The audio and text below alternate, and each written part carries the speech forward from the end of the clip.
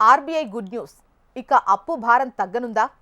రుణం తీసుకొని ఇల్లు, వాహనం కొనుక్కోవాలి అనుకునే వారికి reserve bank of India good news చెప్పింది. రెపో రేటును 50 బేసిస్ పాయింట్స్ అంటే తెచ్చింది.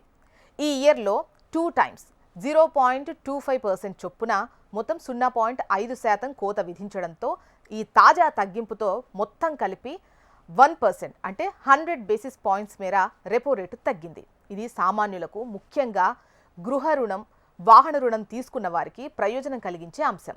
ఇప్పటికే రుణాలు తీసుకున్న వారితో పాటు కొత్తగా అప్పు తీసుకునే వారికి ఈ మేర ఉపశమనం కలిగించే చర్యలను బ్యాంకులు ప్రారంభిస్తాయి. దీంతో ఈఎంఐ లేదా రుణం చెల్లించే కాలం తగ్గే అవకాశం ఉంటుంది. బ్యాంకులు తమ వడ్డీ రేటుకు ప్రామాణికంగా రెపో రేటును పరిగణిస్తాయి. రెపో రేటుపై 2.5 to 2.75% అదనంగా వడ్డీకి రుణాలు మంజూరు చేస్తుంటారు.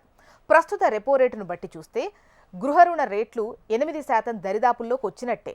800కు మించి క్రెడిట్ స్కోర్ ఉన్న వారికి బ్యాంకులు 0.25% మేర వడ్డీ రాయితీ ఇస్తున్నారు.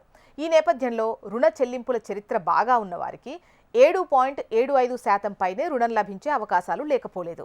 ఇక కోవిడ్ టైంలో వడ్డీ రేట్లు తక్కువగా ఉన్నప్పుడు చాలా మందికి అధిక మొత్తంలో రుణ అర్హత లభించింది. ఆ తర్వాత వడ్డీ రేట్లు పెరగడంతో అప్పుడు రుణం తీసుకున్న వారందరికీ ఇటీవల వరకు వడ్డీ భారంగా మారింది. ఇప్పుడు రెపో రేటు దిగి రావడంతో ప్రధానంగా వీరికి ఊరట కలగొచ్చు. ఇక ఆర్బీఐ రెపో రేటును తగ్గించినప్పుడు ఆ ప్రయోజనాన్ని బ్యాంకులు వెంటనే తమ ఖాతాదారులకు అందించాలి అనేది నిబంధన ఉంది.